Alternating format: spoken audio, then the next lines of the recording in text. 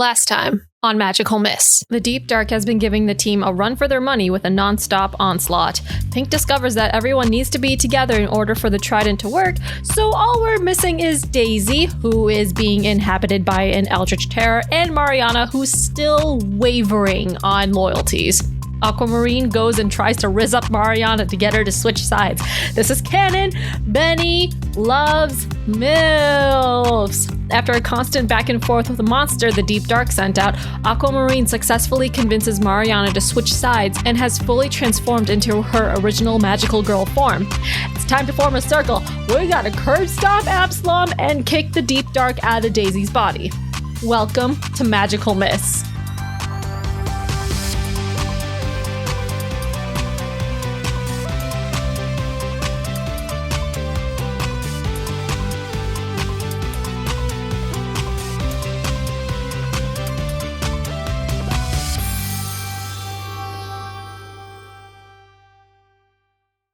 The Deep Dark is in kind of like a dome around them, like themselves, and around the Daisy body, which you guys have exited from. Having weird feedback in this ear. You've exited from, but Mariana is beside you in full magical woman glory, and before you is a beast. It is the half of the Mariana's Trench that you know to be Absalom Trench. That perfectly coiffed, very approachable, Steve Jobs-esque persona is not really seen anymore. And you start to see this man is like glowing a sort of like sickly purple. And you see that he is looking a little otherworldly. And he looks to Mariana and just kind of chuckles and goes, "I do suppose you were always weak, weren't you?" Oh, no. And he looks back to you, Willa and Izzy, and he goes, "This won't work. Really, it won't." Is what people say when they know they're about to lose. Let's get him! I fly over with my sword and I want to beat the shit out of him. Roll flash. Yes, I will. Thank you. That is an 11. Okay. Yes. What extra? Oh no, that is an 11. So a 10 plus, you choose an extra effect. Double damage. Double damage? 4 damage on him. All right, you're gonna take 2 damage. No, I don't want that. Because as you go to hit him, you do slice into him and you see his skin does break. But instead of red blood like a human does, you see that it starts to ooze like almost like a navy blue kind of like very thick, inky kind of thing. And as you do that, you see like a tentacle kind of comes out of his back and gives you a little slap, like a slap on the wrist. And he goes, "Bad dog." Someone's been playing Resident Evil. Sorry, I didn't mean to scratch up your Armani suit. And he narrows his eyes and goes, "It's Givenchy!" It means nothing to me. I need you to roll a mental check. Roll a mental check. 4. You feel the effects of a migraine. Cool. And before your eyes, you see an image, like almost like it's a brief glimpse into the future, and it is an image of Caleb holding his hand up as a monster kind of stabs him right through. You see that Josh is at his feet, just completely gone. And Absalom goes, "Oh, are you a little seer now? It looks like you're seeing the future, Willa." No, I don't do that. It hurts my brain. And I look around to make sure that Caleb and Josh are still alive, just to make sure. Right now. Okay, cool. I'm going to go for his Armani suit again, which is just specifically not Armani. It's Armani exchange. Sorry, I meant David's bridal. You got it from ThreadUp. Men's Warehouse. That's an You 11. get a discount 3 seasons after the fact. Exactly. That's another 11 to hit. That's gonna be double damage. So 4 damage on this bitch. All right, you're gonna take 2 again. Let's go. That's fine. You see him kind of start to stumble, and he glowers over at Mariana, and he goes, "You're not seriously going to side with them. I think of everything I've done for you, everything we have done together. Think of us, what we have been, what we will be. We are one. And I need you both to roll." Don't say a mental check, please. I can't. No, I need you guys ask to her to both not do roll that. emotional. Oh. Yeah. Really? 6. I got a 5. Bitch. You see her, and she, like, her expression kind of drops, and, like, her stance starts to soften, and you see her start taking steps to Absalom, and he reaches his hand out to her. No. Izzy's just gonna physically grab hold of her. Roll me a plus physical. Roll. Oh god, that's not gonna be good. Give us time, random. Give us time. 7. You hold on to her and get her to turn around enough, and you see that, like, her hair is starting to, like, swirl out again, like the Mariana that you're used to seeing. And she just kind of goes, "What?" You are the only person that can say yes to him, and also the only person who can say no to him. You know what? You left him for a reason. Roll to convince someone. Oh god. I whisper over, he's a pedophile!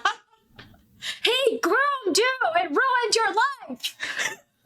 And She does kind of soften at that, and, like, you see her sort of relax, almost as if the, like, pendulum of her loyalties is coming back to your side. And she looks Mariana. and she goes, "Am I strong enough?" you are. You can be. You were, and you always will be. But if you need to lean on someone, you have everyone here. And she points at all the gems on the staff. She looks, But we need and then we she need looks this back one. at you, and she goes, "I failed Stanley so much. I can't. I whip You're the ones that are going to fix everything that I ruined." out Stanley out from the magical girl. No, you have Stanley! You have Stanley, because you came up with him from the ocean. So, get Stanley, do a pep talk from Izzy. If you are going to do that, I'm going to need a "we can do this together" emotional For me, from both of you. Oh. I get a +1 to we can do this together rolls. Yeah. Okay. Okay. Yeah. Let's go, bitches. That is a 9. 12. Izzy, you pull Stanley out, and you hear Stanley go, "I wasn't perfect either, okay? I was kind of an asshole, and I didn't do this right. But we can fix this. We can do something.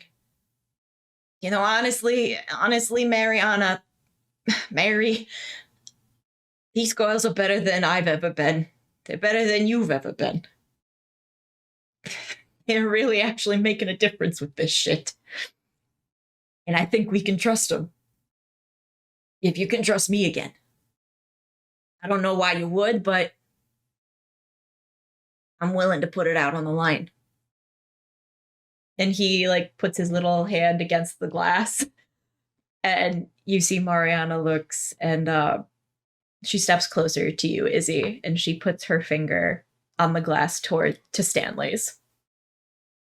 And she looks at you and cracks her neck and goes, "Okay." Can you tell us about getting the Deep Dark out of Daisy? She looks and she goes, "I'm not entirely sure, but it should be possible." I'll take that. Do you want to take the next hit on your dick of ex-boyfriend? Partner? She looks and Groomer? she goes, "My boyfriend is just totally not rad." And What? Rad? She's from the 70s? I need mean, you she guys did pretty much to disappear around roll that a time. clash with advantage. Ooh. Ooh, with advantage. Yes, let's go. Oh, come on. I mean, still, that's a 10. Alrighty. What extra effect are you putting on this one? Extra damage Okay. on Absalom. So another 4 damage. Yep. Claire, what did you roll? I didn't realize I was making a clash. 7 to clash. Okay. You see Mariana rushes forward and the tentacles come out almost immediately from Absalom and they smack her around a little bit, but she does get a few good hits in edgewise, but you see that like she looks a little rusty. Like she is not used to this kind of close combat from recent times. And she looks a little kind of harried and like she looks back to you guys a little unsure of herself. Does she have the trident on her? Mhm. Okay. Can I want to hex Absalom. Go for real it. quick. Ooh, yay.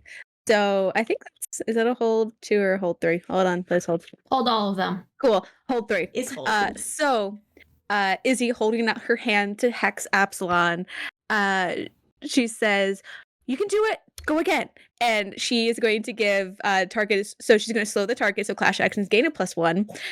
Inflict the negative condition. I want to say anything that has to do with emotional and also mental, and emotional and physical. Emotional, I want physical. Yeah. So enfeeble, I think is Enfeebled is physical. physical. Yes. Okay. I just don't know what the emotional one is off the top of my head. Okay. I think it's isolated or something. Yeah, Isolated, yeah. that sounds right. Maybe. Cool. It does sound right. We're just gonna go with it. Sounds legit. So, can I roll the punch again? Hell yeah, you can. I like grab him by his stupid little Armani collar. And I'm just going for the classic middle school punch in the nose. Do it. It's a +3. Yeah, it's a 10. Nice. That's a 10. Are you inflicting extra damage? Oh yeah. Awesome. I'm giving him bloody nose. Yep, you do give him a bloody nose, but as you're kind of holding him by the collar, he headbutts you Ow! for 2 damage. Ow! Stop fighting back! Jeez. Just roll over and take it! You hear his voice sounds a little bit deeper, a little bit darker, and he goes, "You will not make a fool out of me." Listen, you're the one who's wearing the Armani suit. It's Shiva. That is so out of style. I wouldn't expect anyone, even a hobo, to wear that. I wish there was a vicious mockery in It's this. giving it's giving Kmart manager vibes.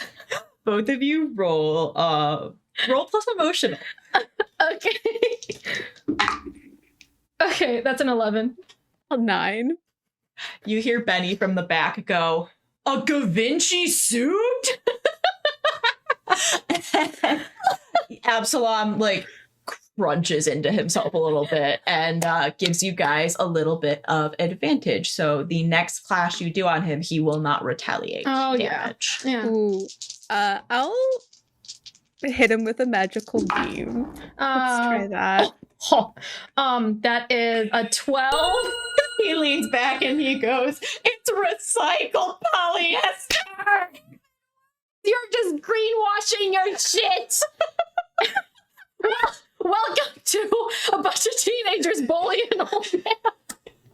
It's just throwing vicious mockery back and forth at this guy. Silvery barbs.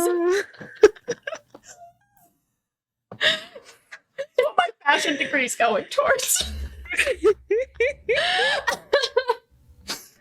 I can't breathe. Okay.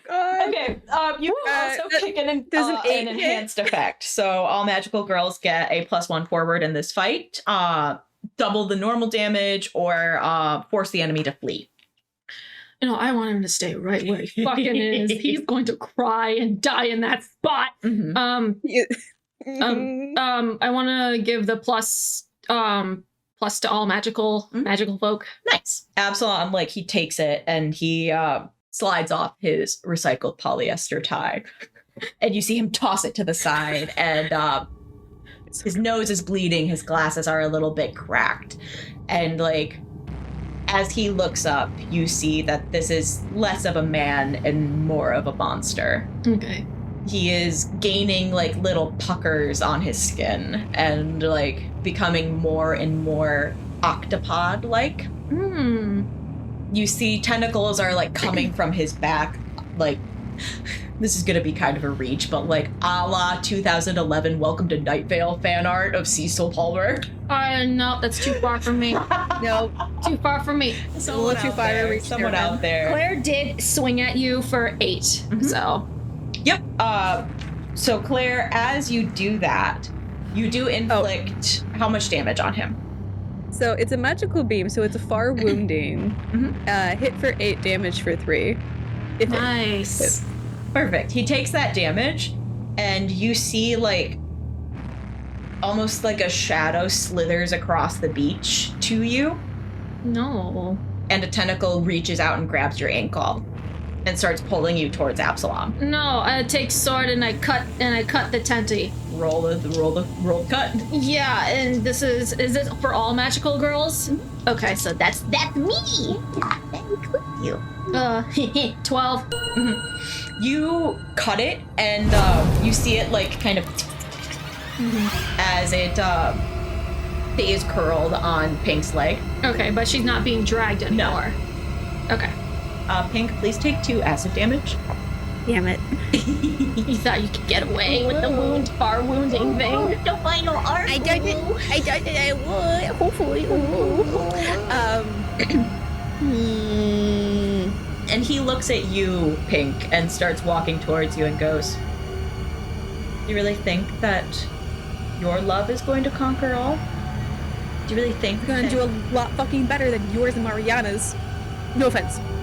She says to Mariana. Offense. Oh, okay. Full offense to Absalom. He steps Full offense forward to him. and Full offense to goes, him. "Our relationship was built on what was supposed to be trust and admiration." You mean leeching? And then what did you twist it into?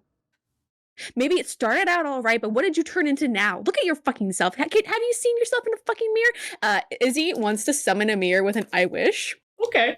and hold it out to him so he can see how ugly and puckered and tentacle-like he looks. Can I yell You on think the this is normal? You think this is the person that Mariana fell in love with way back when? I don't know if you manipulated her. I don't know if that's just like what happened eventually, but your jealousy turns into fucking this. Daisy's nothing like you. You turned out into some weird tentacle shit you would see on a sketchy ass website. You hear from behind, Sam goes, "I've seen enough hentai to know where that's going." Sam!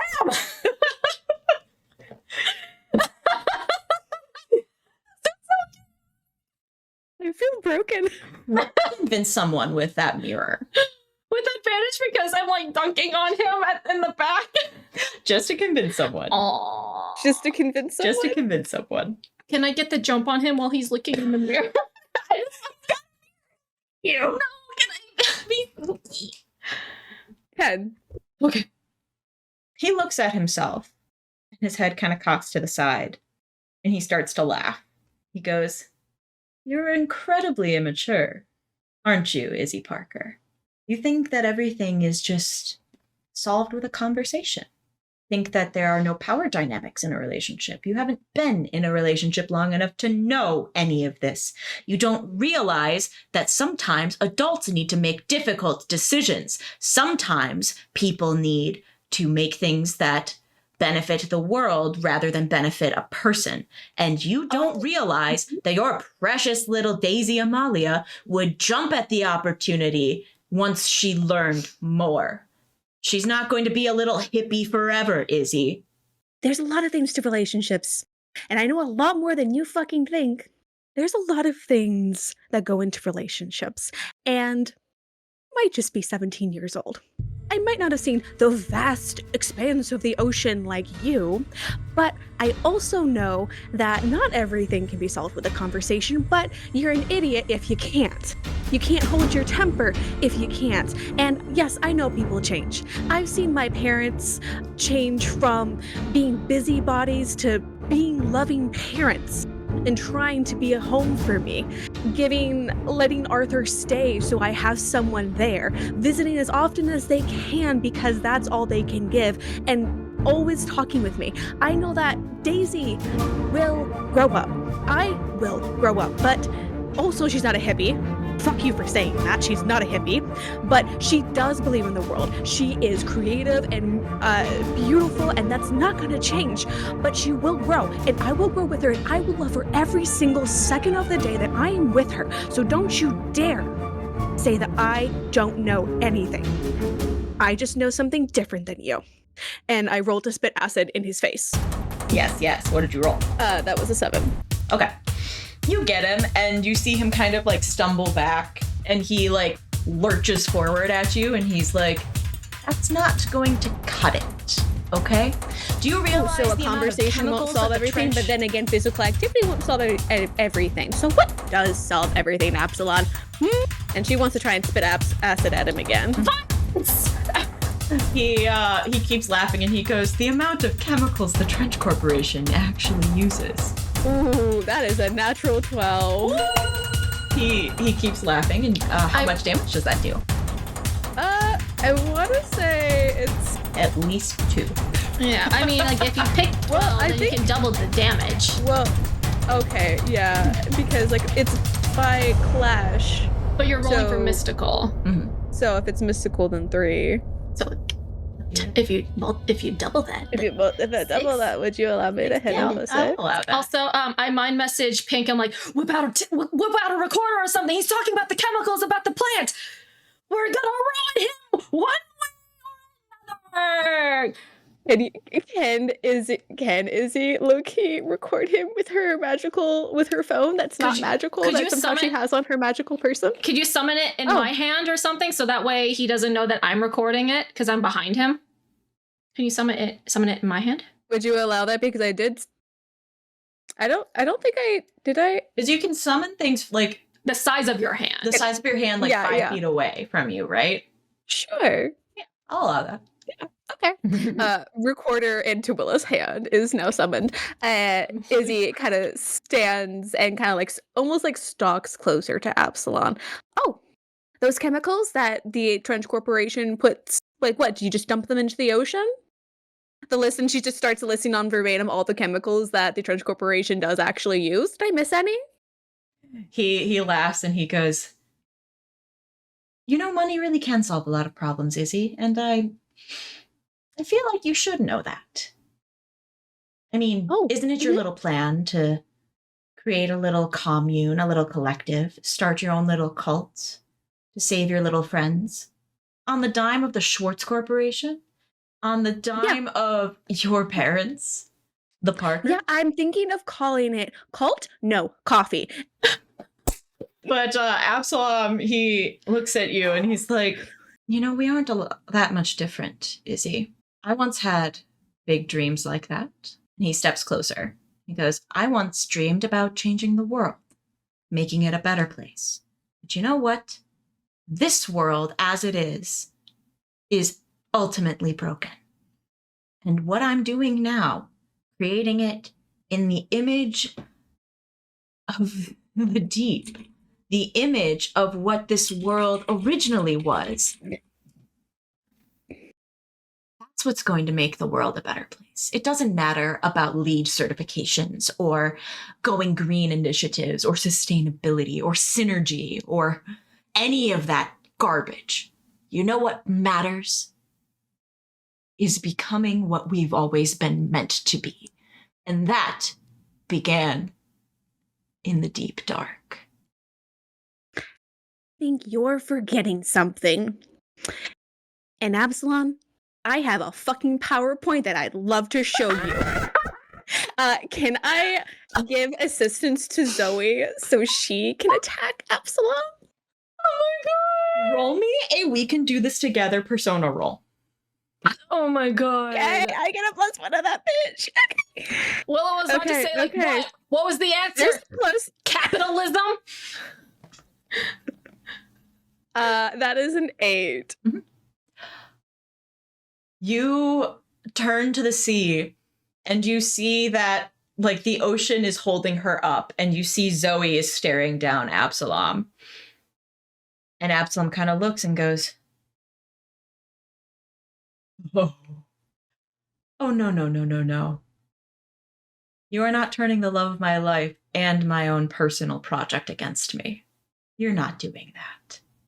Oh, yes, I am, because, sir, there's a lot more in this world than just money and power. It's connecting with others. Something you don't fucking pass at. He reaches out a hand as if he's going to attack you, but it turns to the side, and you see a tentacle, like, shadow across the beach and immediately wrap Zoe up. And he goes, since you really care about all those connections of yours, you either get out of our way, or I'll kill her right here and now. Can I do a stab in the back? You can absolutely roll a clash for that. Can I roll with advantage because I'm behind him? Yeah. You can do a sneak attack. Yeah. Because his attention's on me and Zoe. Yeah. Yes. Oh, that is 3 5s. That is a 12 to stab him in the back. All right. Are you not suffering any damage at all, doubling the damage, or forcing him to flee? Double the damage. You stab him in the back. And he makes kind of like a gurgly noise, and he looks back and goes, Et tu, Brute? I don't speak Spanish. And I hold up the tape recorder. I'm like, if I don't destroy you physically, I can destroy your conglomerate anyways. And I put it into my little magical girl dress pocket. He starts to laugh, and he goes, the world is going to be made anew. What do I care about my business license? Well, first of all, we're going to save the world. So when we're done with that, you're gonna be a hobo with TJ Maxx suits. He like twists his body. Mm-hmm. And it's a little uncanny because his legs are still facing one way, but he like twists enough that he's looking at you. And he goes, he has no spine. Over my dead body. That can be arranged. And I need you to roll a clash. Yeah. Question for you, Em. Is Epsilon wearing any particular magically type item, like a hot sauce packet or a bug-encased amber necklace? You don't see one. It's a suit. Maybe it's a phone? Doesn't mean it doesn't exist, but you don't know exactly what it would be. That's an 11 for the clash or whatever. Mm-hmm. Yeah. Okay. It's an 11. Will you inflict extra damage, suffer less damage, force him where you want him, or force him to drop something? I'm going to force him to drop his whatever item he uses to transform with. Please don't be naked. Please don't be naked. No, you I was like, Gina, I'm just forcing this pedophile of a man to just drop dead naked. I don't know. Surprise, it's an old man striptease. No, he is like whipping around so fast, and like his arms, you see them almost turning to tentacles, and you see a very fancy signet ring fall off of his hand and I'm going to swipe it. plop into the sand. You don't have time to swipe it. Oh, because Can I swipe it? Soon as it comes off, any semblance of Absalom Trench as a man is gone. This is a cephalopod. This is all tentacles. This is a like weird amalgamation of like what the ice fish look like in their humanoid kind of forms, and just a mass of invertebrate tentacles. Ew. You see the glasses that he was wearing also fall to the sand, and Mariana looks very concerned. Did you know he was a cephalopod? She looks and she goes, This is the image that the Deep Dark wants to create everything in. Ew. Gross. This is what the future would have been. Will be? Won't Nope. be. Won't. Won't We be. will only see this future on the top of a Korean barbecue grill, and that's it. And I don't even want to see it there. I need you guys to both roll a clash at disadvantage. Wait, but I don't want it.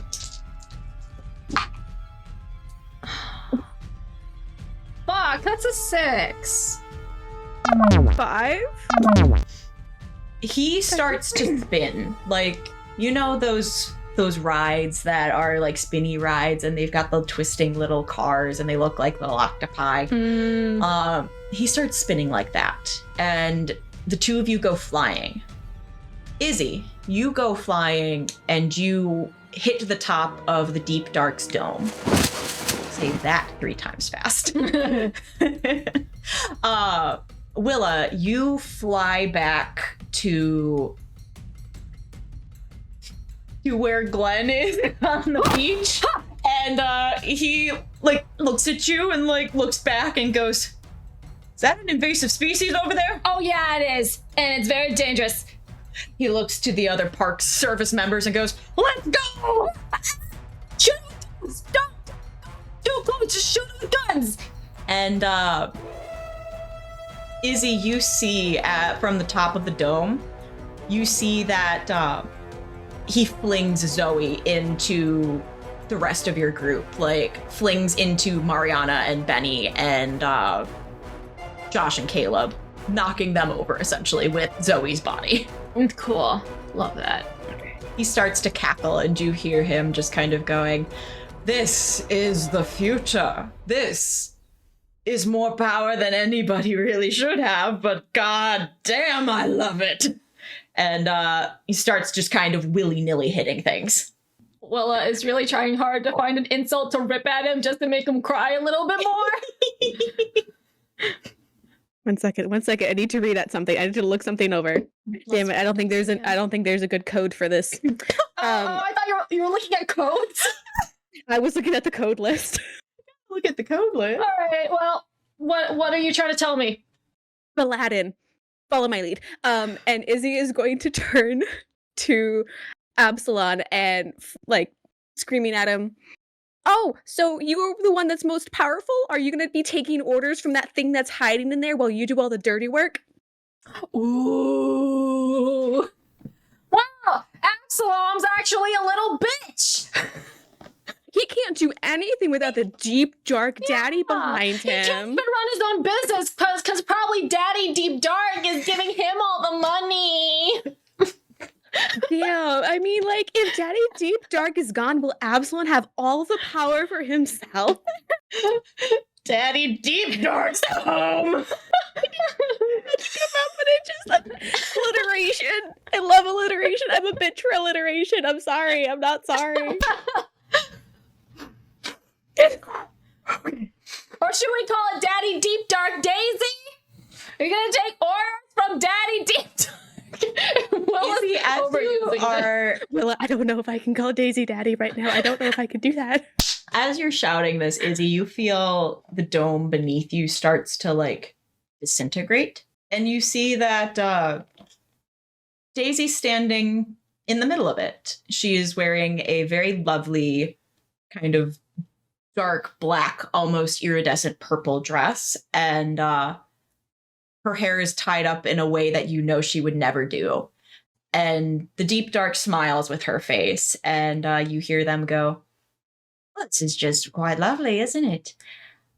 I believe that, really, it is getting a bit late. We should be getting things going. We were supposed to get started at about 7 p.m. your time here, but, I mean, the world that I'll have won't really have silly things like time to deal with.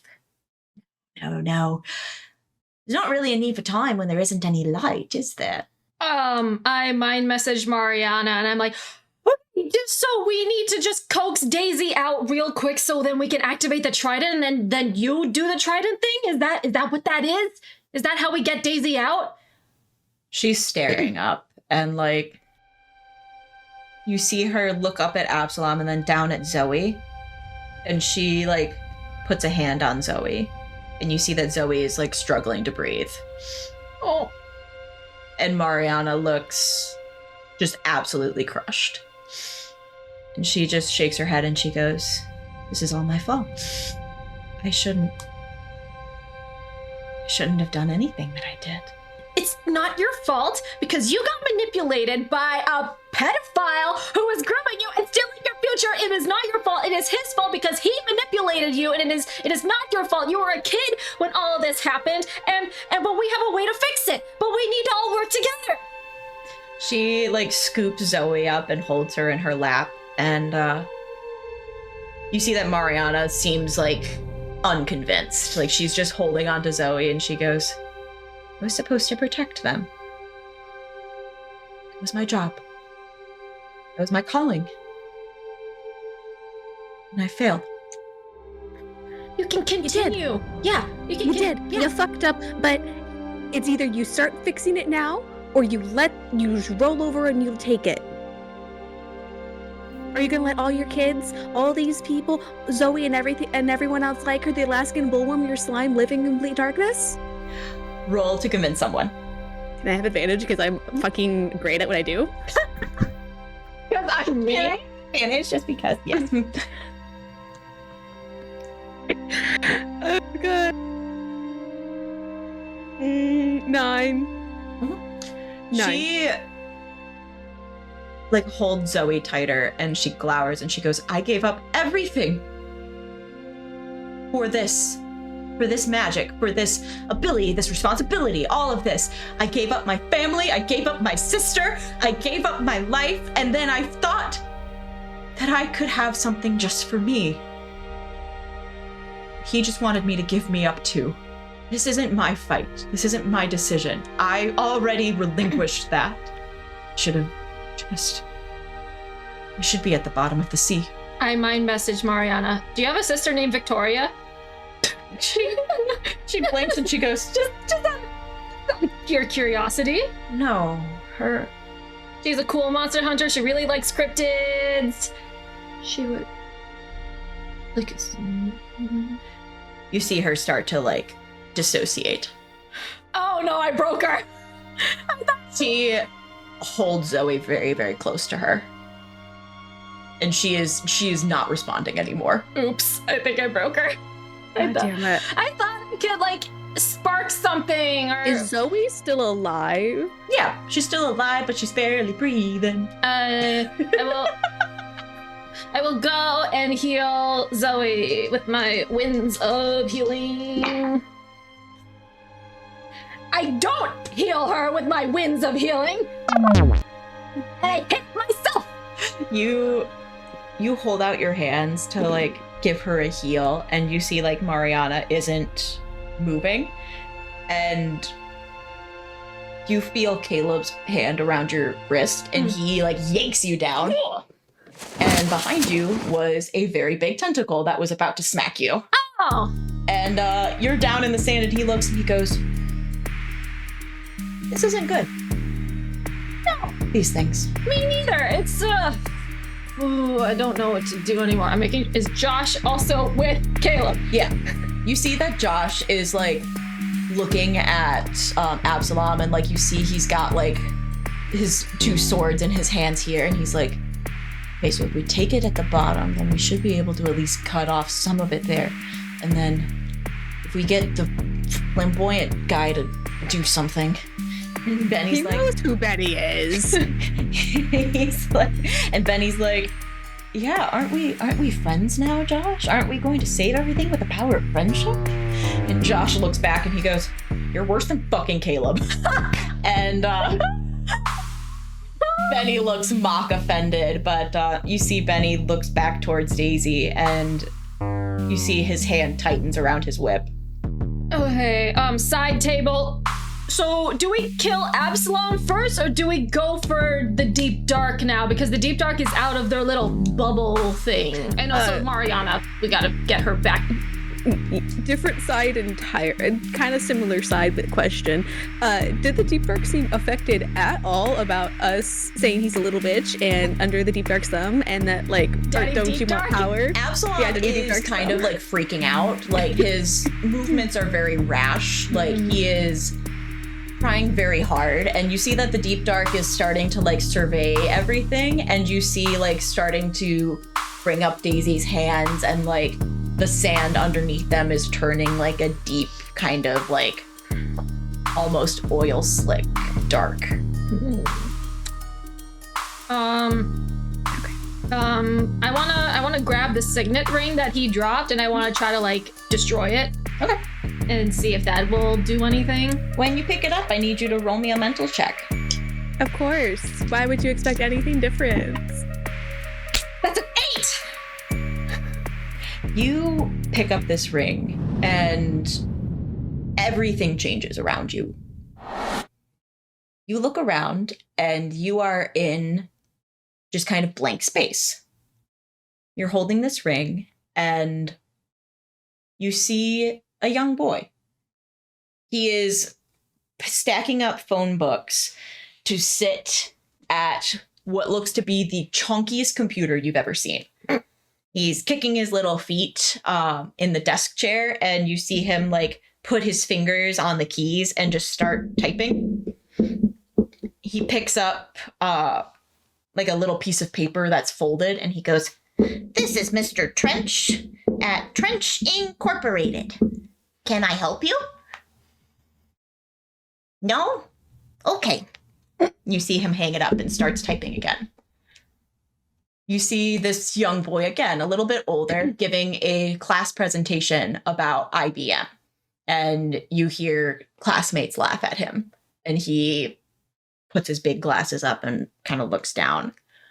You see him a little bit older and talking to a very pretty girl. And she holds out her hands, Mariana, and you see a small fish like jump up from her hand. And he's impressed.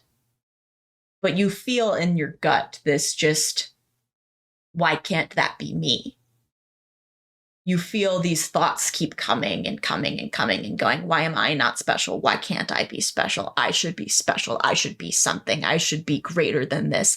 This woman shouldn't have this. I should have this. I'm great. I'm going to be phenomenal. I'm going to be the best. I am all encompassing. I am the deep. I am what has begun. I am what will end. I am the beginning. I am the end. It's a little overwhelming. It's getting like really loud and cacophonous as it's like layering over itself.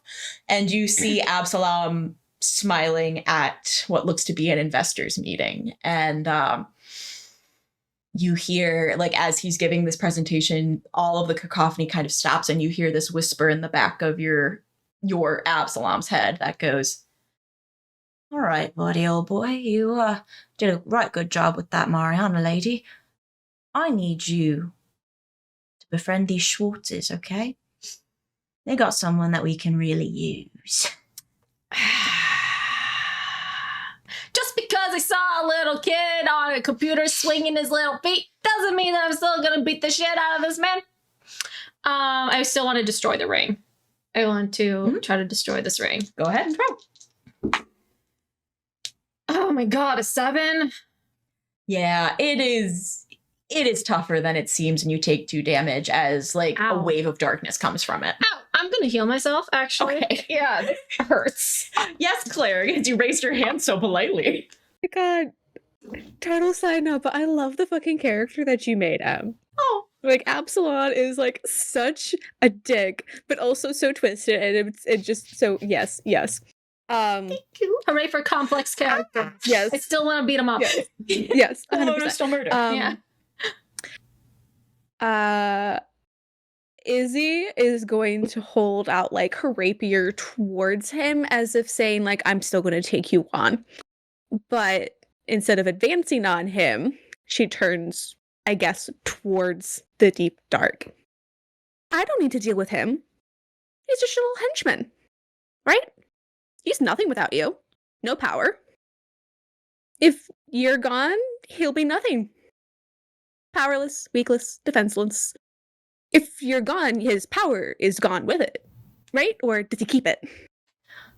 Will he be if the most I cease powerful, to exist- all-powerful deep dark? Would he be the all-powerful deep dark if you're gone?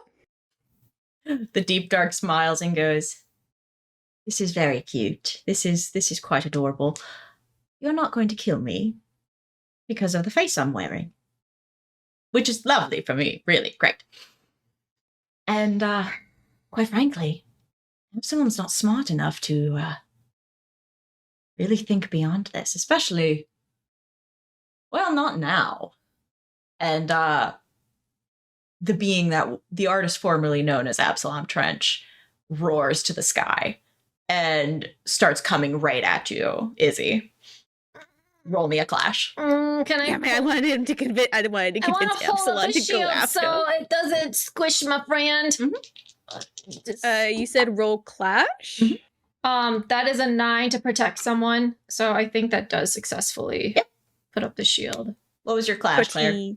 13. Ooh, sexy. So I do half the damage of what it would do on her. Mm-hmm. It's kind of incredible because Absalom slams down a tentacly arm and your rapier stabs upwards through it. And you see the arm kind of splits, leaving behind like inky blood. And it like bouncing off of the shield, his arm just kind of flops back and he makes an ungodly roar. He's on his last feet. He's on his last. Mm-hmm. He's on the last bar, He's health looking bar. very haggard, and you see that the deep dark is looking up at him, and he just kind of wrinkles his nose, and he goes, "Yeah, not everybody is. I did bet on the wrong horse, didn't I?" I bet you did. I'm gonna also swing on it too. Izzy hex Absalom? Mhm. Okay. It's a hex mixed with the fire sword flavor. Let's go, bitches. That's an 8 to hit.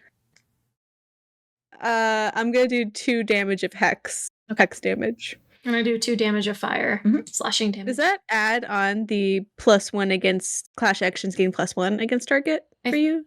Think so. Hang on. The because it's all magical girls get a +1 forward. Mm-hmm. Yeah. Yeah, actually, but you yes. also have from the hex previously against Absalom clash actions. So that's a 10. Yeah, there we That's a go. 10. In situations, you get an extra. So I do double damage on it then. I do 4 spicy. So for a 10 plus, it would be inflicting extra damage. So just another plus extra 1. then. Mhm. Yes. Yep. He'll take it, but he does do 2 back to you. Oh, I am at 2 out of 12 health. And he starts to stumble, and you hear him go, "Mariana, save me, Mariana." She's not gonna do nothing for you, bitch. You see her look up. She looks to the two of you. She just narrows her eyes and goes, "Fight me." And Get him, Mariana. Get him. Come on, get him. you see that Zoe stands up and looks to the two of you and like kind of steps up to you and extends a hand to each. You're not gonna zap me because I'm at 2 out of 12. I'm just making sure. She goes, "Oh my God, this was like supposed to be like a really cool." I don't know if you're innately poisoned, not that you're doing it on purpose, because you know how see an enemy She just hovers a hand over here.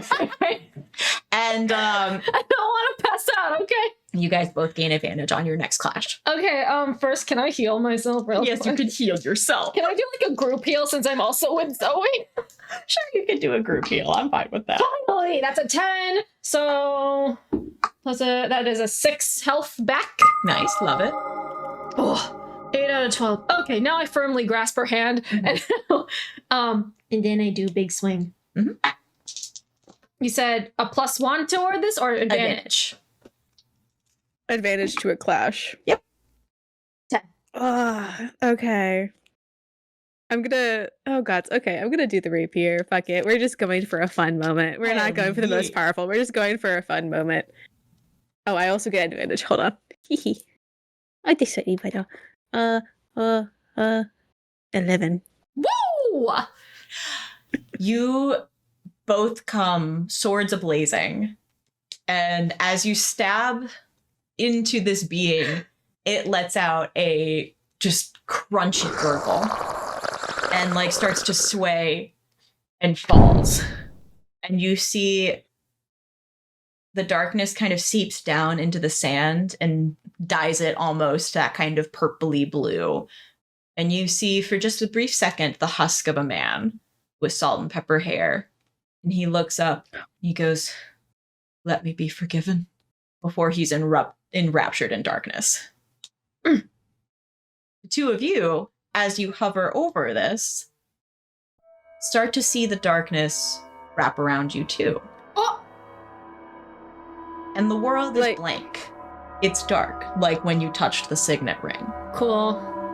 And before you is the deep dark, wearing Daisy's face.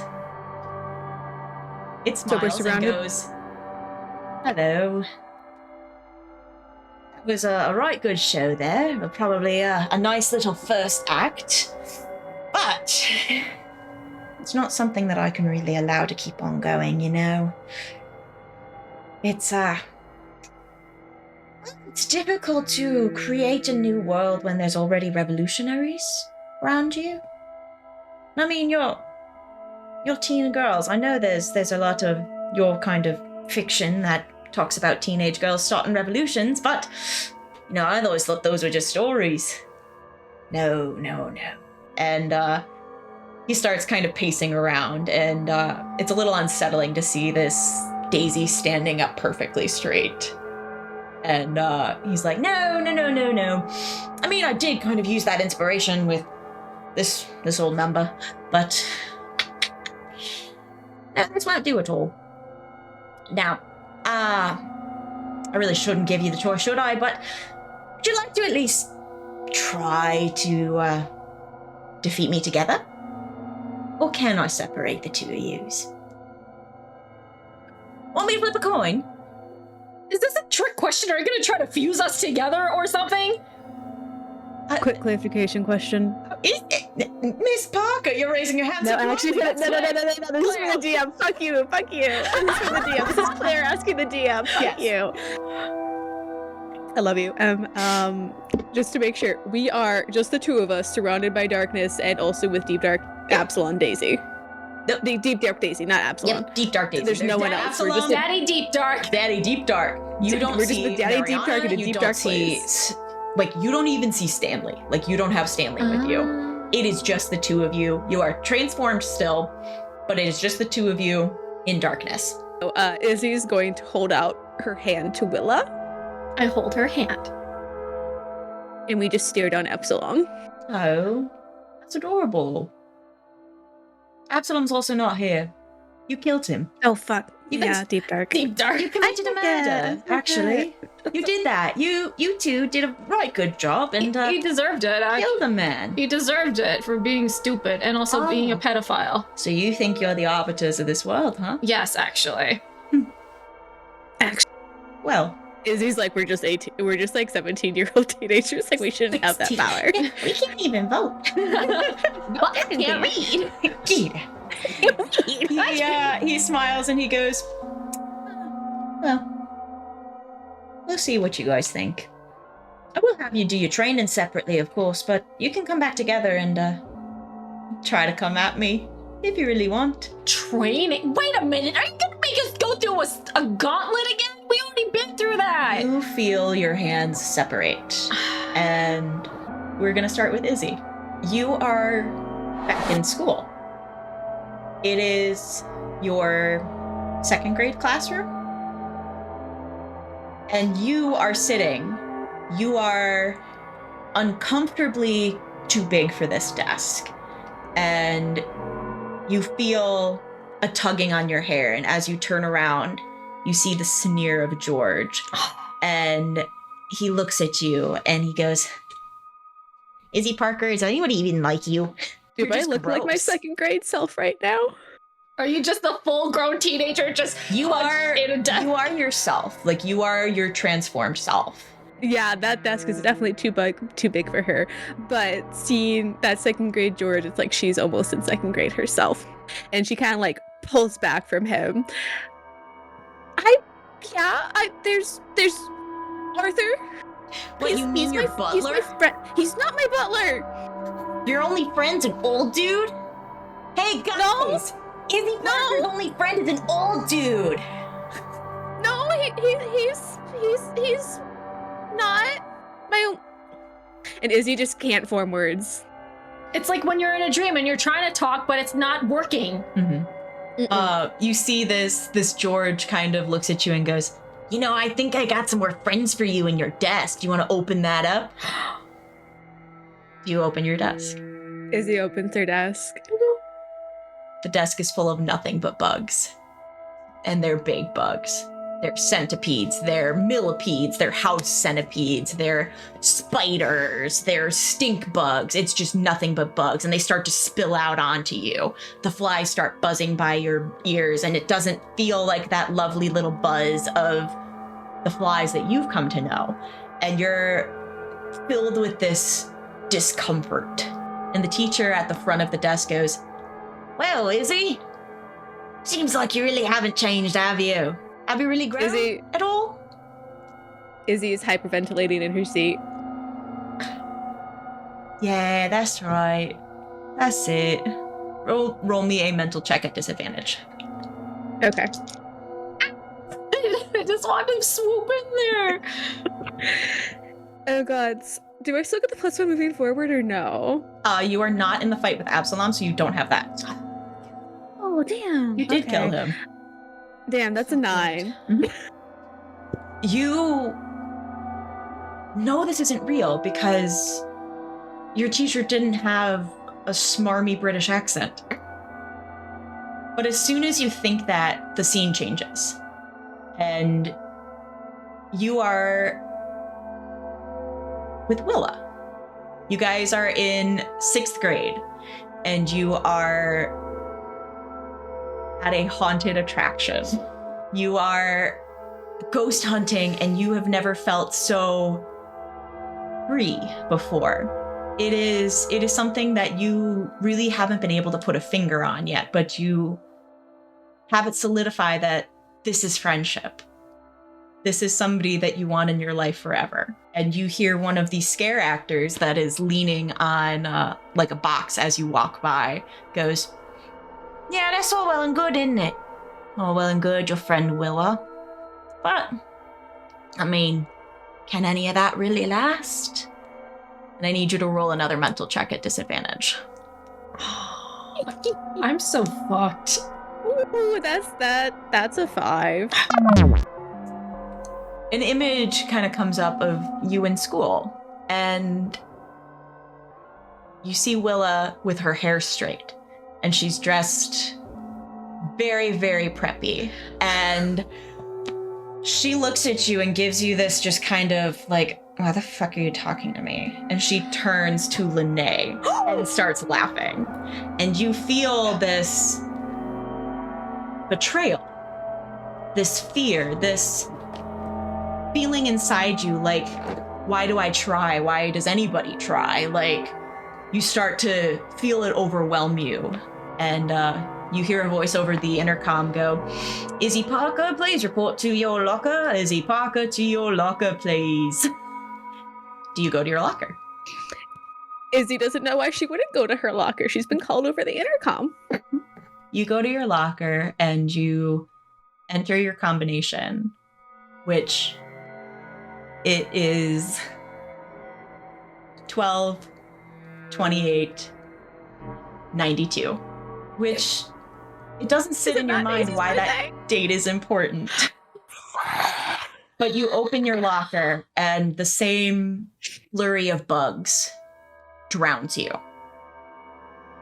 And you come back up and you see the deep dark Daisy in front of you, and you hear, "You see, Izzy, you've tried really hard your whole life. You've done a lot, really. You know, you've made friends, you've conquered challenges, you've gotten good grades, you've been prepared, you didn't even fail your driver's test the first time you took it. That's impressive. But you know what? You're still gonna fail. And it's really sad, actually." The voice turns to Daisy's, and you are in the loft. And you see Daisy's looking at you, and she's going, "Why the fuck didn't you tell me about these ice fish? I don't understand why you wouldn't trust me, Izzy. You know what? I can't do this, okay? If you're not going to trust me, if you're not going to put me as an equal in our own relationship, I'm done. You can date Benny if you want now." And I need you to roll a mental check at disadvantage. Like, triple disadvantage? This is like the breakup that we were envisioning like 30 episodes ago. If something went bad at the ski lodge. Oh god. Mental? That's a 10. You feel fear. But you also know this isn't how it happened. Daisy didn't say this. Daisy wouldn't say this. You communicate well enough. But that kind of voice starts whispering at you and going, "You're no better than Absalom, are you? You know, you're seeing her as lesser than you. You're not giving her a chance to show you her skills, her talents. And even if you do admire her talents, you just want it, don't you? You just want to be tall and beautiful. You remember putting on her dress and feeling that, why can't I be Daisy? Why can't I be Daisy Schwartz with all that confidence, huh? You want to be a good actress. Why did you even start acting? Because you want to be like Daisy. But you're never going to be. Isn't that just a little sad? Wouldn't it just be easier to let all of that go, Izzy? You could be with Daisy again. The Daisy that you really want. The one that won't break your heart just because you made a mistake. Izzy is shaking. She is shaking because this is every single terrible thing that she thought would ever happen happening to her. And even though in the back of her head she knows that something isn't right and something is missing from this and she knows something is fucking with her, it's also, she knows that there's truth in there. But at the same time, she wouldn't be who she was if she didn't try. Is there... Oh, can she hug Daisy? Roll me a touch your heart check.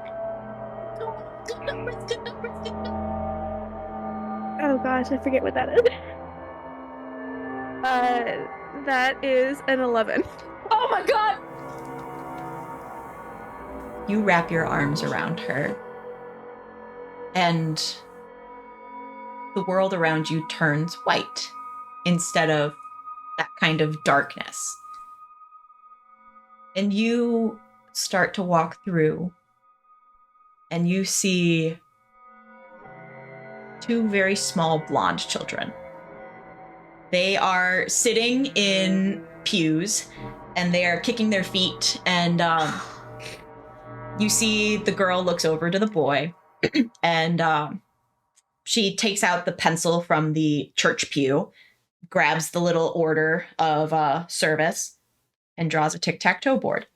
She passes it over to her brother. And her brother looks down and smiles, draws an X, and passes it back. And the two of them look to each other conspiratorially as the Schwartz twins pull off their first con.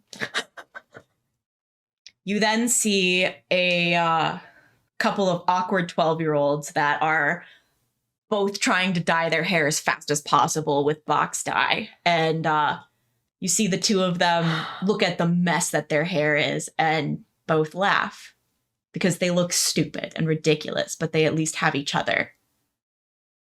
You see Daisy begrudgingly holding Caleb McCartney's hand, and you see her just sit and looks over at Caleb, and Caleb is just babbling.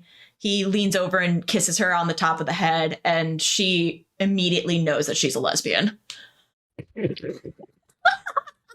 You see Benny and Daisy sitting on the floor of Benny's bedroom as they are drawing out logo designs for the bandits and coming up with ideas. And you feel this sense of peace that everything's going to be okay as long as they have each other. The world is only them. It's Daisy and Benny, Benny and Daisy.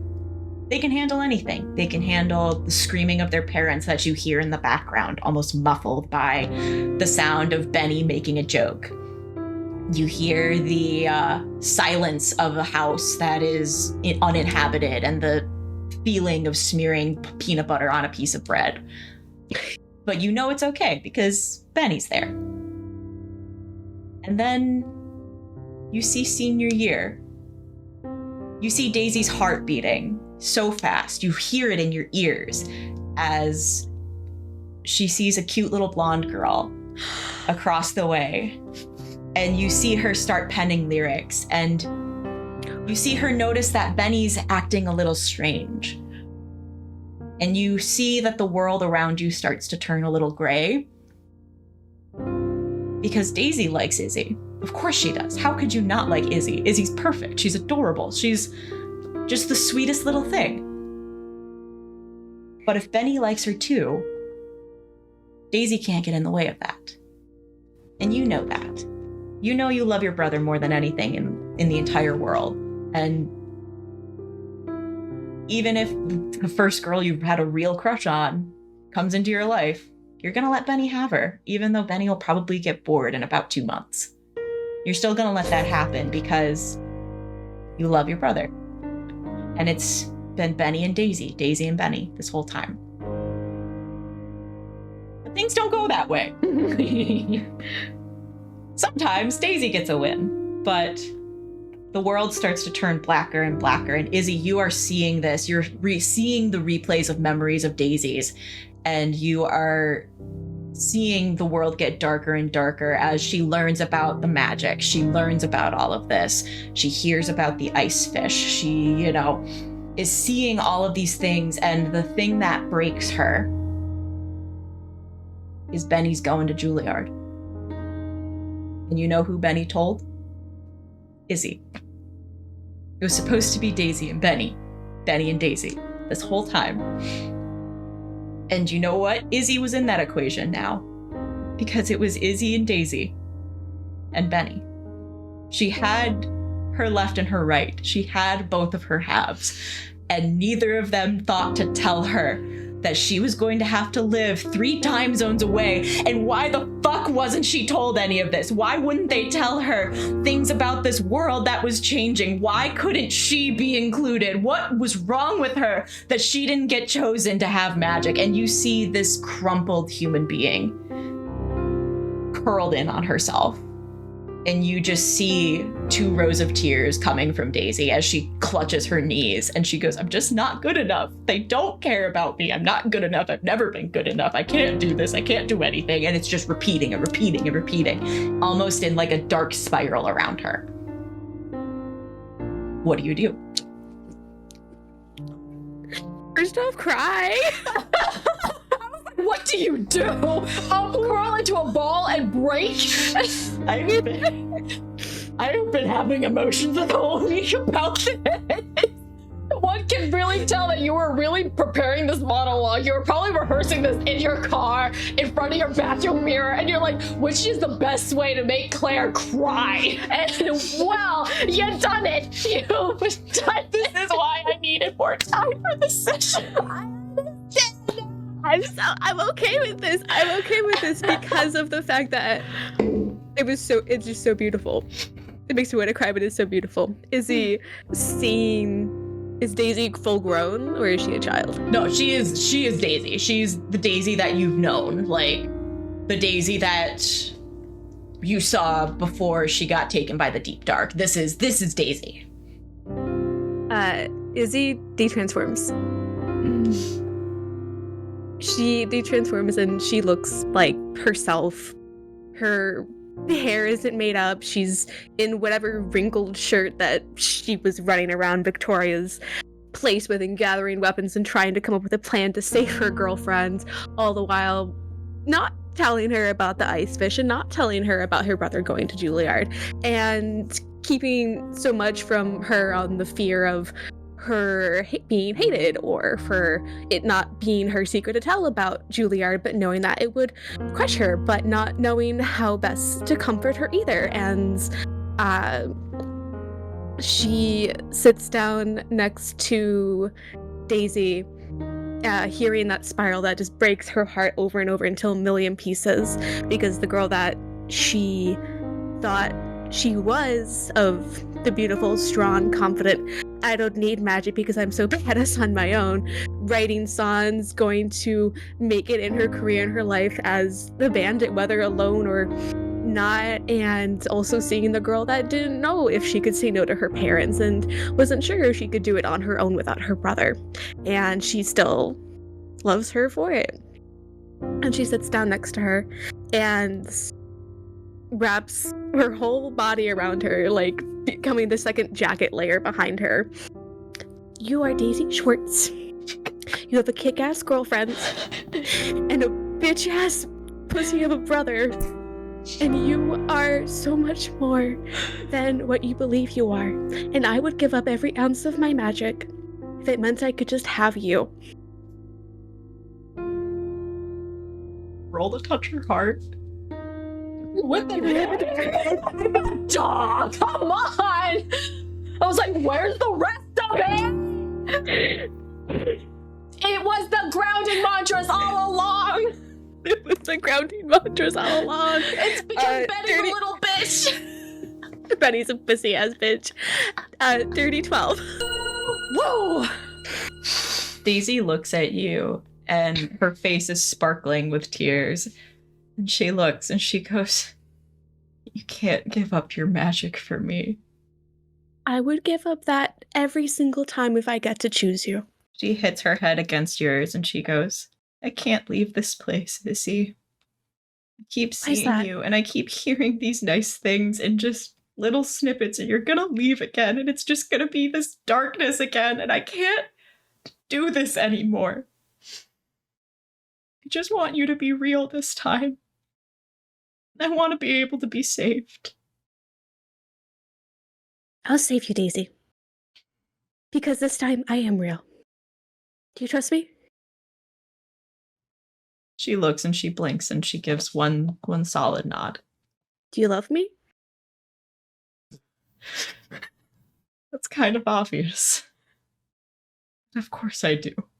Even if you don't have me, I will always still love you. Even if you say you don't want me anymore, even if you go off to college or to the other side on California and make your own name for the bandits, I will still love you, and nothing of what happened between us will mean any less. But in order for me to fight for you, I need you to say that you'll fight with me. Roll a "we can do this together" emotional roll.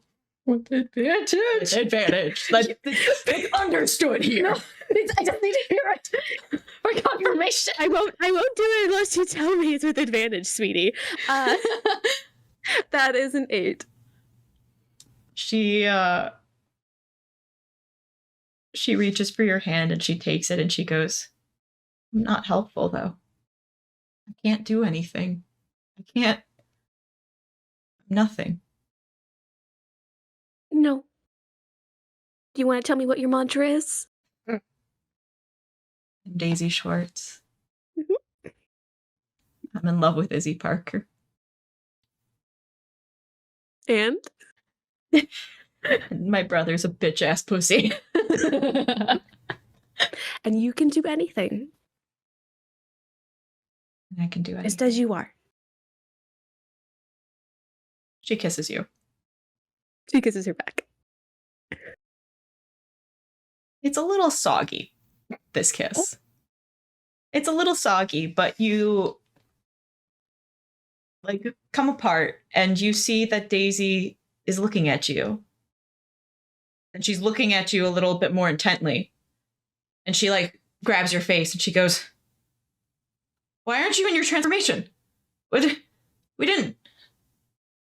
Where are we?" I'm guessing that we're somewhere in the Deep Dark's your subconscious. Oh God, I'm sorry. No. I mean, we're here to get you out. Willa's here somewhere. We got separated. Do you happen to know maybe where she might be? I'm screaming in her frontal lobe somewhere. Pauses and she takes your face and puts her forehead to yours. And we come to Willa. I'm screaming hello! You are screaming this, and you you are in a 6th grade classroom. Here we go. And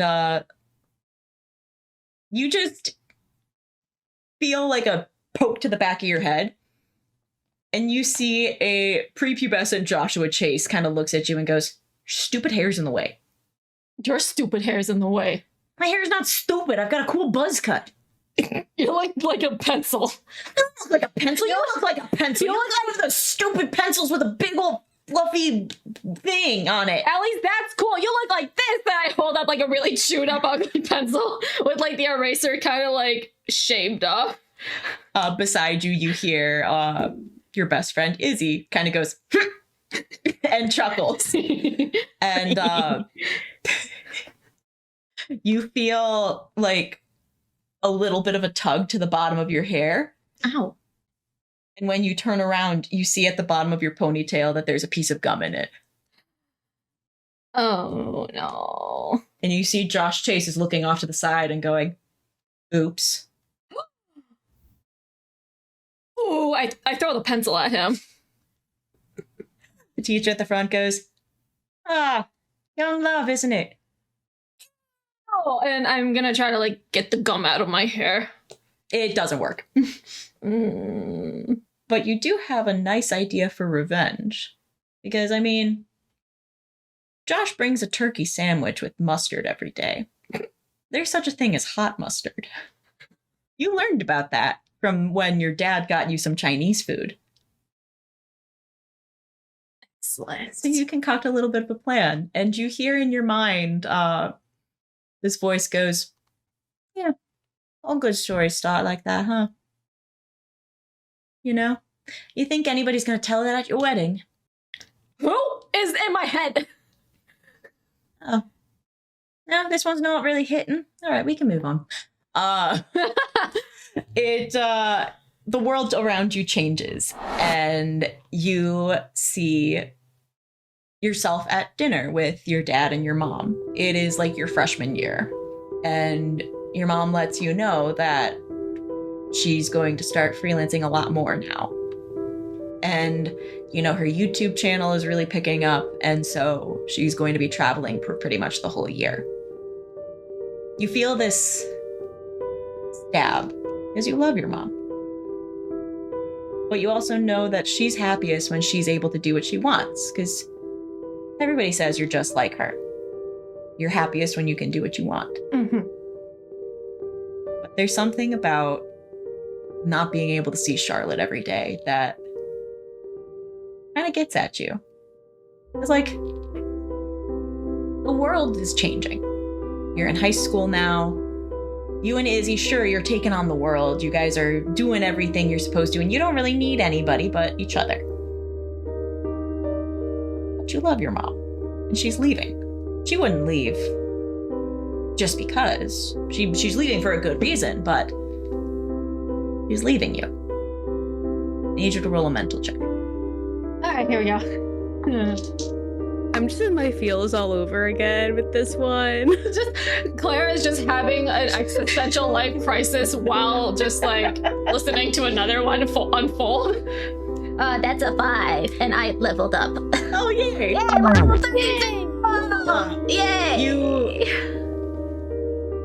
feel like your insides kind of flip a little bit, and you can't really put a name on it, but there's a voice that comes from like the radio in the other room that goes, "Oh yeah, the mother's really famous, isn't she? That's really nice, huh? Nice to be famous, nice to be traveling the world. But, you know, guess a baby girl really can't compare to that sort of thing, huh? It's rough, isn't it?" Willa is she knows like she's like replaying this in her brain, but she definitely remembers during that actual moment. She's like, okay, I just gotta put on a brave face for mom. She's also like bringing a lot of money into the house, so she better go on this trip because it's gonna be good for money and stuff. She doesn't understand like how important money is, but she's like, yeah, this totally makes sense. Yeah, this is important. This is totally fine, and my mom's gonna be super famous, and then she's gonna send me really cool stuff, and it's gonna be great. But it's like deep down, she's like very bummed out because this is like a very pivotal moment in her life and stuff. It's kind of like where she can commiserate with Izzy because both of her parents are gone. So one of her parents is leaving too. So she's like, well, my mom's not going to see me. Not going to be able to go homecoming dress shopping with me or prom shopping with me if it comes down to like her also being abroad during senior year. But it's going to be fine because I have Izzy and my dad and it's going to be fine. But she's still really disappointed. The images change. You first are thrown into concern because Izzy tells you that she has a date with Benny Schwartz. And you don't know a lot about Benny Schwartz, but you don't like his fucking face. It looks stupid. It looks stupid. He wears stupid skinny jeans and he's got a stupid face, and you know that your best friend Izzy deserves so much better than a shitty man. But this is the first time you've seen Izzy really nervous and kind of a flutter about something like this. And you know that you're her best friend. Of course you got to encourage her. Of course you got to do that. That's what best friends do, obviously.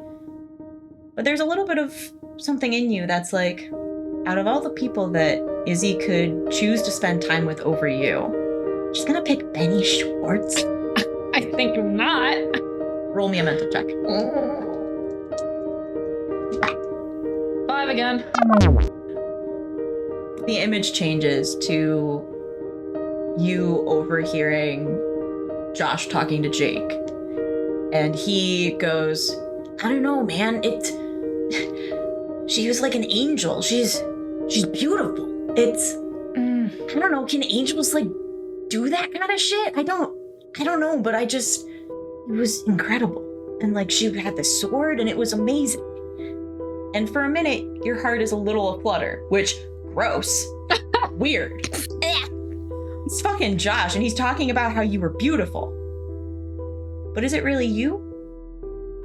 Sure, you have all these new magic powers, which are fucking sick, and that's super cool, and you've got this sword, and it's amazing, and you are essentially a battle angel. But Blue's not you. Blue's not Willa. So even Josh Chase is gonna choose someone else over you. You start to see the world darkens around you, and you hear, yeah, it's almost as if you're really not anybody's first choice. It cuts to several Mariana migraines, and you hear the same words kind of echoing over and over that are like, Izzy's gonna leave you eventually. She's gonna replace you. Why would she stick around with you? It's not like you guys are actually going to be friends after high school. Why would you even think that? And it starts to commingle with the sound of the Deep Dark's voice. And it's like, honestly, it's really impractical to think that. I mean, you're probably going to go to different colleges anyways. And I mean, look at her with the Schwartzes. She's a lot closer to them than she really ever has. And, you're branching out too. I mean, I guess you've got 2 whole boyfriends. And it cuts to a scene where you have Josh and Caleb standing before you. And they're both looking at you. Josh's arms are folded and Caleb looks a little distant. And Josh goes, I'd never signed up for a throuple, okay? I didn't fucking sign up for that. You have to pick one of us, okay? I can't pick either or. I like you both. Willa, that's not an answer. I need you to pick me, essentially, because if you pick Josh, well, that's just a mistake. Fuck you. Pick someone, Willa, okay? You have to like one of us more. I don't. I like you both. I don't know how else to say it. The 2 of them look at each other, and Caleb goes, well, I mean, if she won't pick, Josh, why don't we get out of here? And he winks, and you see Josh kind of goes, fine. And you see the 2 of them walk away, and you hear a voice in your head go, yeah, seems like you can't always get what you want, huh? Seems like, I mean, they'd replace you anyways, what? You're really not going to be chosen first for anything. It flashes to Henrietta being like, Charlie, you'll never guess I've got these magic powers and it's amazing. And you see Colleen go, and this is my shrine to Pink, and it's amazing and wonderful, and I color-coded everything to the exact hex code of her wings. And you see on the news, it's like, these new superheroes, Pink and Blue, blah, blah, blah, blah, blah, but you only hear Pink and murmur. And you hear, see? It's not even alphabetical. You pick her first anyways. It's pink and blue. Honestly, it's just gonna be pink. After all, blue's not a really great color, is it? Yes! Roll me a mental check. Come on, I just need something. It's an 11. I imagine like my anger like boils up and it just like, I literally just have like a fire aura around me because it's just like all these nagging voices in my head and I'm just so tired of hearing it and I just want his stupid little voice to shut up. Mm-hmm. You feel this anger and you feel this rage and you hear, yes, that's what I wanted. Keep that going. Keep that on. I do like it when you get all fired up like that. Please, come on. You can do it. You're a little bitch. Aren't we all? I mean, I don't mean to sort of rub your nose in it or anything, but, and you see in real time, Izzy and Daisy wrapped in each other. You see Izzy going, you are Daisy Schwartz. You have a kick-ass girlfriend. And your brother's a little pussy-ass bitch. And you see this exchange going on and you hear, would your best friend do something like that for you? Yes. Would she really? Oh yeah. Would those little boys that you're playing around with do that? Would your little girl, Henrietta, do that? Does anybody care enough about you to create a bunch of mantras for you? Yeah, Izzy definitely would. She's the one with the car shower. She's prepared for anything. Roll me a mental check with advantage. Yeah, my best friend has a portable shower. With advantage, it's still a 6. You are saying that. No, I'm sorry. That's an 8. That's an 8. You're telling yourself that, but you start to feel like, what if she wouldn't? It's almost like cloying getting to you, and you feel like cold almost going up you. And you start to hear a song. What does it sound like? What's the sound? It honestly sounds pretty nice. It sounds pretty cool. And it's putting you a little bit at ease. Izzy, you see Willa, and there is a flame around her. She is standing, but she looks distant. Willa, this image of Izzy and Daisy in front of you changes a little bit. And this Izzy looks at you and goes, oh, Willa, you're here. Oh, why are you saying it like that? Like, hey, we just got split up and now we're back. Oh, yeah, like you can handle yourself, right? Me and Daisy, I'm gonna take Daisy out, okay? Well, we still have like the big bad bitch that we gotta take care of first. Daddy Deep Dark? This Izzy looks at you and goes, yeah, you can do that, right? I'm gonna go help Daisy. No, I need you to help. No, you don't. Yeah? Willa. Izzy. You are so strong and so brave. You don't need me. You'll be fine. You'll be all good on your own. Come on, Daisy, let's go. No, wait. And this Izzy starts to turn from you. I grab onto her hand. Roll me persona. Okay, okay, well, that is 7. Izzy, you see Willa grab at nothing, and she looks concerned. Willa, what are you saying?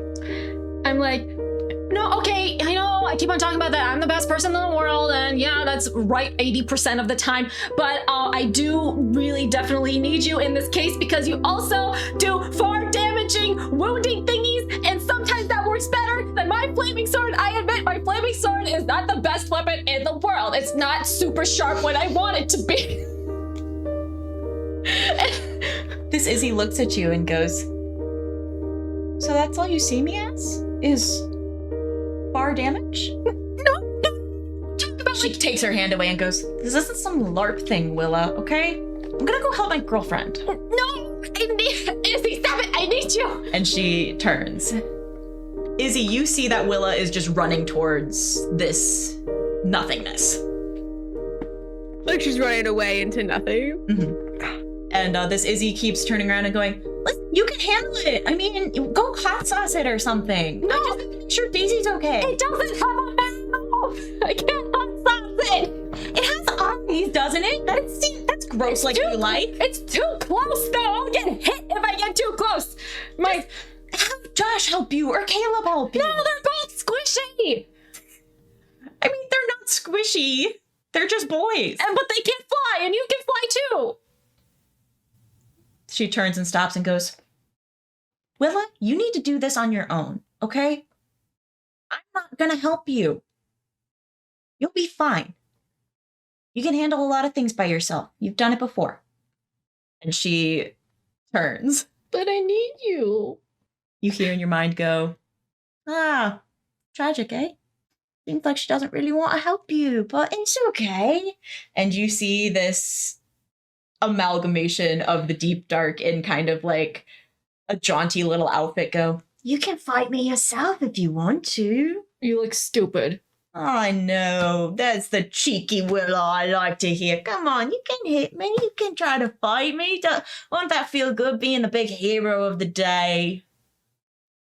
I mean, it's not like Izzy's coming back for you. Is it like in Daisy form? Mm-hmm. I know you're a figment of my imagination, but you are also inhabiting my best friend's girlfriend.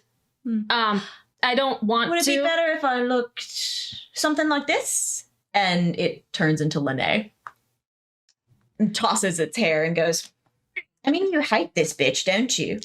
Wouldn't it be nice to just fucking curb stomp her? Yeah, but I mean... To be fair, I really haven't been able to get her thoughts or anything, but I'm pretty sure she hates you too. Well, duh. That's stupid. Everyone knows that. It's not some big Sherlock Holmes discovery. Do you even know what Sherlock Holmes is? Out at a hotel in Ingleville, Lene goes, oh my god, I feel like I'm being insulted. But Izzy, you are watching this. Like, Willa is essentially by herself, just like arguing with nothing. What do you do? Keeping hold of Daisy's hand. Because separation. I think she's arguing with the deep dark. And she drags Daisy along towards Willa, kind of standing right in front of her. Do her eyes like look glazed over, or like what does she look like? Yep, they look glazed over.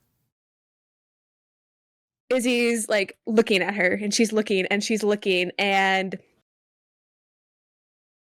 she's gonna slap her across the face, and then say, "You are a emergency hippo, and emergency hippo. You are an emergency hippo," and she keeps on saying "emergency hippo" over and over and over again. You roll a clash, you roll an emotional check. Okay, thank God, because I swear to God, if you would say mental check, I'll be like, fuck off! That is a 11. Does Willa understand the secret message? Does Willa? Does G9 understand the emergency hippo? Emergency hippo? Is that code? Oh my This God. is some good shit. This is some good shit. Oh my God. Oh God. Okay. 'Cause what does Willa see Izzy doing this as? Like, what is she receiving? Feels like a slap and like sees for a moment two Izzies. She sees an Izzy in front of her going, emergency hippo! And then the Izzy that's like walking away. Huh. Emergency hippo? Roll me a mental check.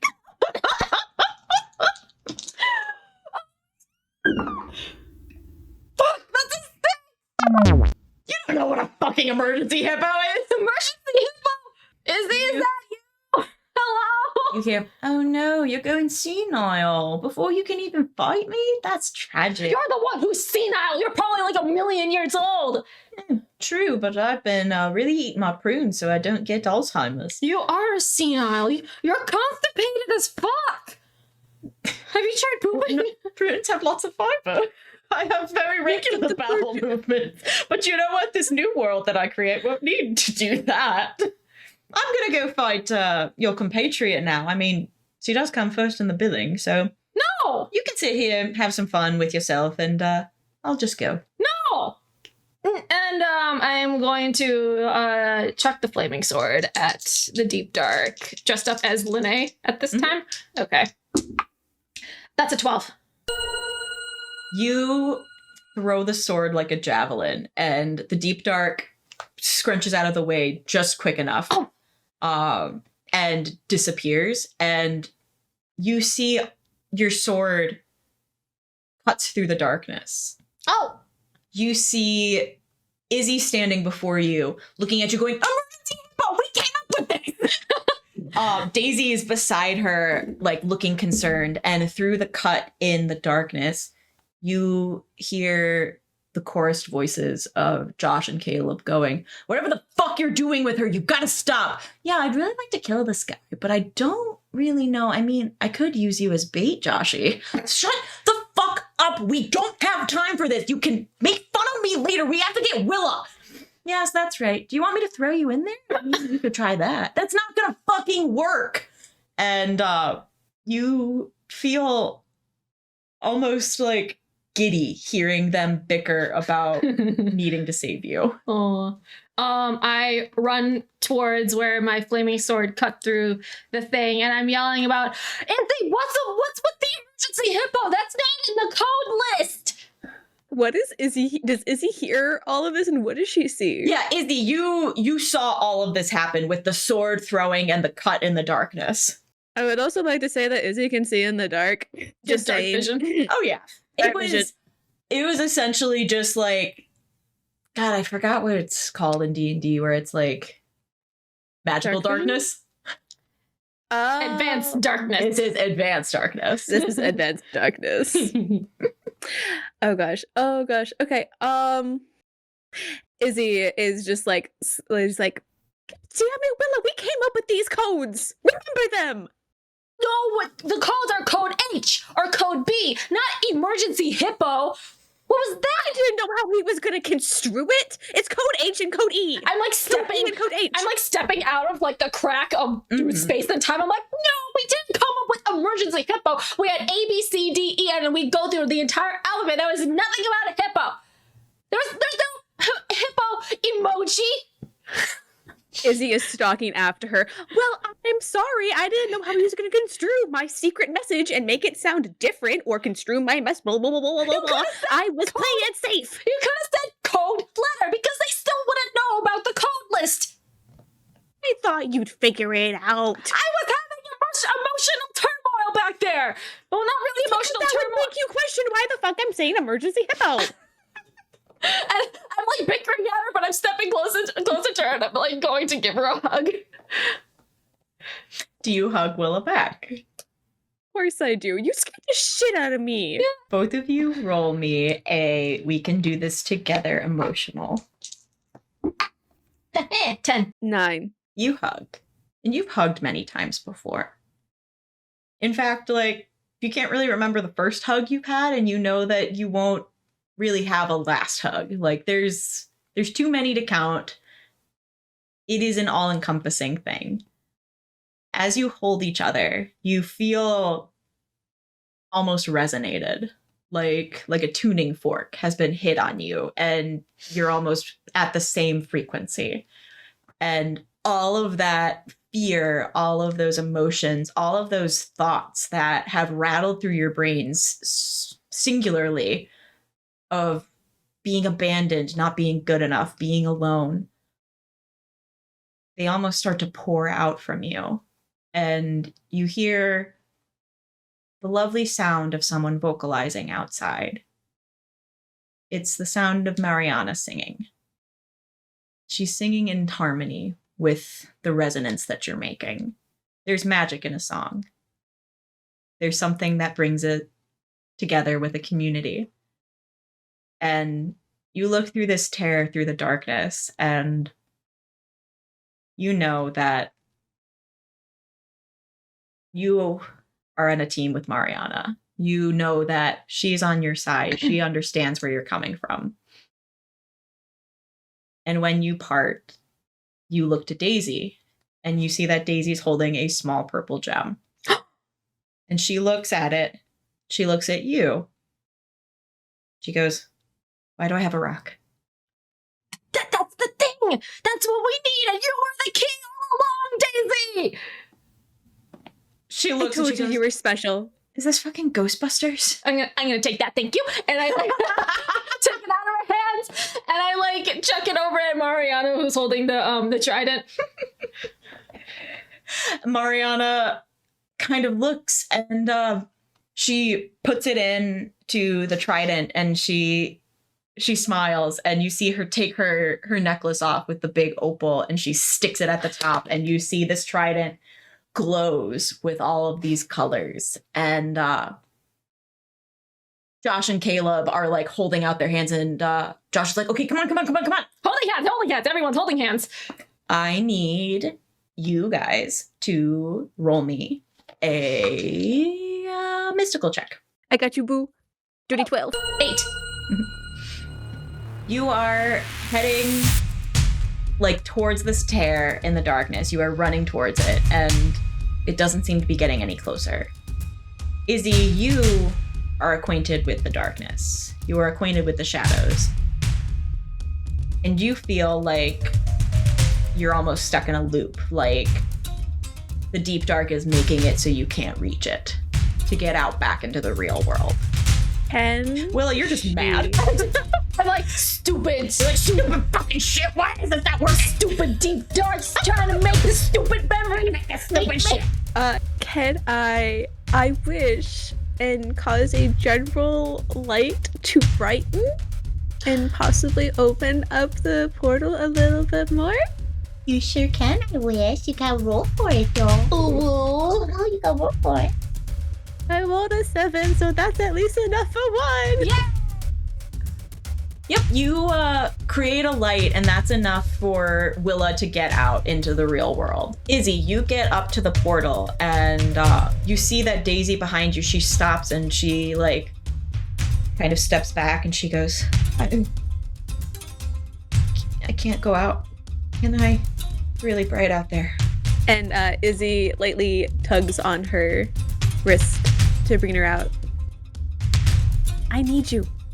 Roll me a mystical check. 8. You step out, and you are pulling Daisy, but she is, like, stopped by an invisible barrier. Oh. And in the real world, you see that Daisy's body is, like, sitting atop the lifeguard tower throne again. And you hear, no, actually, no. Actually, no, not that. You're gonna leave her there. Thank you. No, and I want to do a purifying touch on the barrier thing. Roll that for me. Yeah, I'm like, no.